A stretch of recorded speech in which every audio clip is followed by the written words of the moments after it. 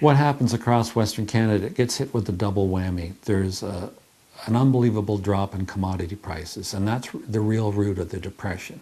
A lot of people think it's the drought. The drought simply compounds the situation. So if you take a province like Saskatchewan, where 7 out of 10 people work in agriculture, whether it's farmers or working in the grain handling, grain marketing business, or supply and wholesale, et cetera, or even simply as farm labor. When the farm economy is clobbered, these people lose their jobs. And being single, a lot of them leave home because they don't want to be a burden to their family. And the cities at the time decide that they cannot support single men because there's such a large drain on relief funds. And so they decide only support married men. So a lot of these single homeless guys take to the road in search of work, in search of a future. That's who we're talking about. And many of them are very young, just out of school, and many of them didn't finish school because they wanted to get out and get a job to help their families, help their friends or whatever. And so they face a hard luck future.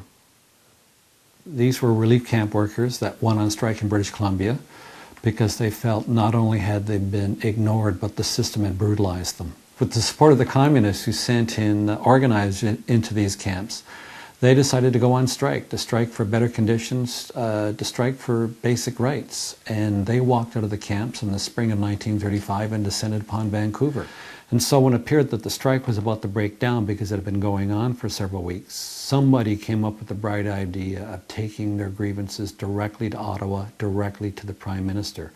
So it's come to be called the On-to-Ottawa Trek, but one way of thinking of it is of a giant finger pointing from Western Canada to Ottawa, saying to Ottawa, single, homeless, unemployed men are your responsibility. You have to do something about it, and we're coming to tell you about our story, and we want action. By the time the Trekkers reach Regina, they have a pretty good idea that that's going to be, that, at least as far as the federal government's concerned, that's going to be the end of it. But they put on a bold face.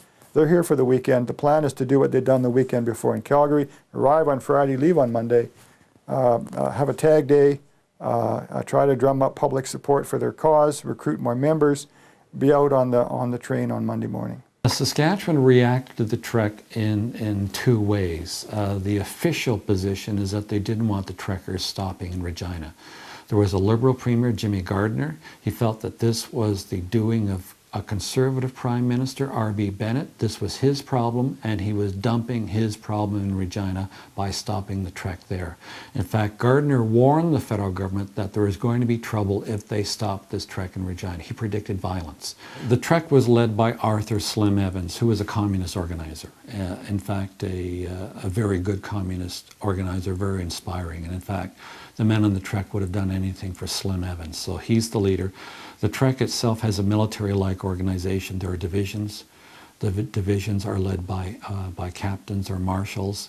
And the Trek leaders make it very clear when the men leave Vancouver that they'll get nowhere without organization and discipline. So when they arrive in a town, they don't dismount from the freight train unless given the order to. They march in four abreast into towns in unison. They sing songs, and in fact, they're very well behaved. The Trekkers were in Regina for 2 weeks before the trouble erupted. And they were in Regina peaceably. The authorities had predicted that these men would get violent eventually because they had to be true to their revolutionary principles. And that's what the authorities were saying all along. But for 2 weeks, the Trekkers realized that they're under the careful watch of the RCMP. If they stepped out of line, they would be crushed.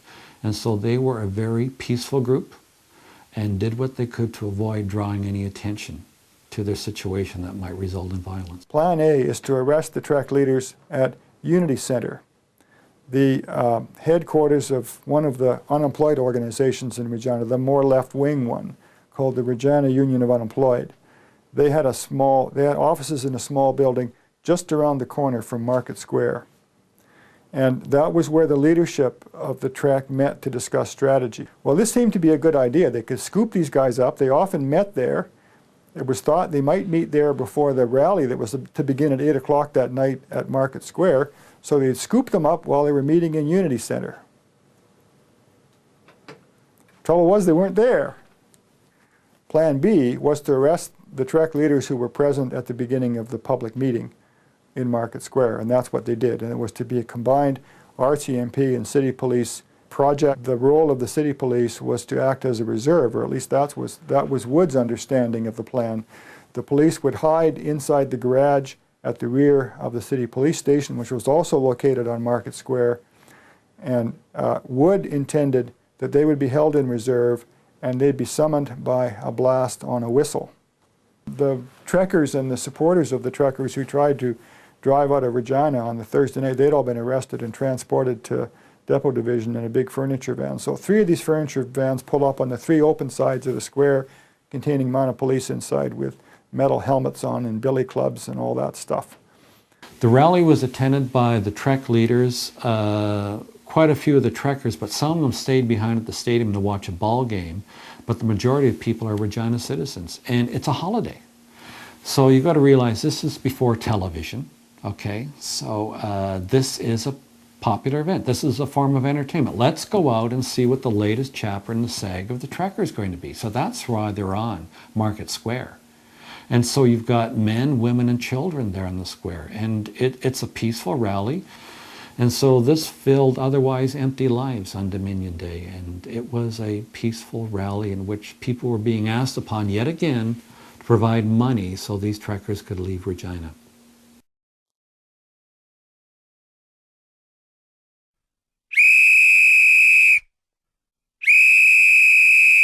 All hell breaks loose. The police rush the flatbed truck and take away Arthur Evans and another Trek leader. Some in the crowd run away from the square as the police make their way through the crowd. Some of them find rocks and pieces of wood and bricks and whatever to begin throwing them at the police. The police throw tear gas bombs back at the crowd. They went in with whistles blowing, batons in the ready, and more or less stormed this peaceful rally. And so naturally, they got violence in return. In any event, a riot breaks out on Market Square. A pitched battle is fought between the people on the square, some of whom are Trekkers, but the majority of whom are not, and the RCMP and the city police. And this pitched battle lasts for some time, and by the end of it, there's tear gas in the air everywhere. It was a terrible scene. It turned into an armed combat, and in fact, eventually, the Regina City Police, one group, were backed up against the wall. It's after dark. They've got missiles coming in on them. They can't see the missiles coming in on them. They're getting hit. And so they're ordered to draw their service revolvers. The first time they fire over the crowd, the second time they fire into them. So, you know, the Regina City Police actually shoot at rioting Trekkers and citizens of Regina. The gunshot wounds are all from the police revolvers. North of 11th Avenue on Cornwall Street was where the RCMP town station was. The RCMP has a presence in downtown Regina in addition to Depot Division out on the city's western outskirts.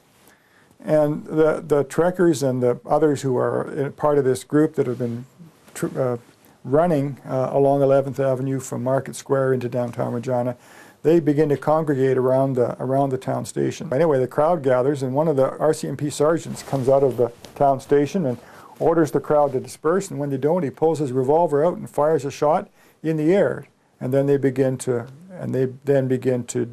depart. And that was the only time during the course of the evening that a member of the RCMP actually fired his revolver. The Trekkers were unarmed except for whatever they found on the streets of Regina. So they had rocks, they had bricks, they had bottles, they had wood. They threw at the police whatever they could get their hands on, and they didn't worry about doing damage themselves. So it was quite brutal. Part of the crowd proceeded west along 11th Avenue into downtown Regina and fought a succession of pitched battles with the city police and the RCMP. Some of the RCMP were on foot, others were on horseback. That lasted until late into the evening. Well, they threw things at the police. They pulled streetcars off and pushed cars into the street to create barricades, and then threw rocks over top like archers did in the Middle Ages to knock the police off their horses or to slow down the advance of the city police and the RCMP. It's a battle. It's like a war zone. This is street to street, building to building combat. Anything goes. Yes, the police have guns, they have their batons, they have their protective gear, but they're also facing groups or mobs, you could call them mobs, roaming the streets of Regina looking to extract a measure of revenge for what happened at Market Square. And in the course of that, of course, a Regina City Police detective is murdered by persons as yet to this day unknown, hit over the head. And he was a World War I veteran, and he'd suffered an injury in France, and he had a metal plate put in his head. And he was hit with something and died shortly afterwards. Charles Miller. There is another death. It happened several weeks later. There's a trekker caught on an open lot during the riot. He's got a rock in either hand, and a policeman comes up to him and hits him about the head and causes extensive brain damage. He's temporarily held in custody at the Regina jail. Then he's transferred to, the police jail. Then he's transferred to the Regina jail where he's held in custody. His condition steadily deteriorates. He can't get out of bed. He can't get his balance. He's about to die, and before he dies, he's sent to the hospital, and it's in hospital that he dies. But there's very little thievery. Windows are broken, but nothing is stolen. Maybe this is this military kind of discipline. The provincial government steps in and immediately begins negotiations with the trekkers to disband the trek, and they have a choice. They can go back to the camp that they originally came from, or they could go to their home community. So it's the province that steps in. It's the province that provides food for these men on July 2nd and afterwards. It's the province that provides transportation out of Regina.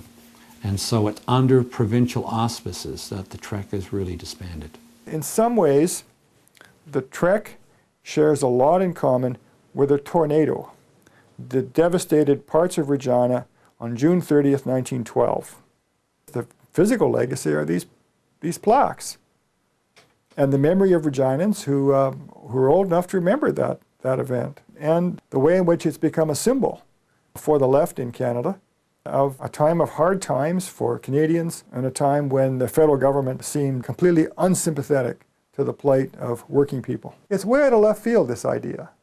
So the group of men traveled on the top of boxcars through the mountains, across the prairies, through northern Ontario, to Ottawa, to vent their grievances to the Prime Minister. If that isn't a wildcat idea, what is? I suppose if Bennett had dithered, although he wasn't the kind of guy to dither, if Bennett had dithered, they would have stopped the Trek in Winnipeg as the best of a bad lot. But he was determined to do it as quick as he could in the place that makes the most sense, and that's Regina. And so Regina has its 15 minutes of fame. The mainstream press at the time of the 1930s, there were conservative papers, there were liberal papers. So the Regina Leader-Post, which was a liberal paper, condemned the R.B. Bennett government, and it's true with most liberal papers during the 1930s. The conservative press, on the other hand, supported R.B. Bennett and what he did. I think what papers, all political persuasions did, is that they were more or less appalled by what happened on the streets of Regina, that the people in Regina that night, whether police, trekkers, or citizens, had acted in an uncharacteristic Canadian way, and that it was embarrassing and it was a dark mark on Canadian history. The long-term legacy of the Regina Riot and the On-to-Ottawa Trek is that those same people that were mad as hell and wanted to tell R.B. Bennett that he should take responsibility for them and do something for them, these were the same individuals come 1939 that fought for king and country, and that's a sad irony here. They never turned their backs on this country the way they felt that the Prime Minister did to their own situation. They were willing to fight for Canada and to sacrifice their lives for Canada, and many of them did.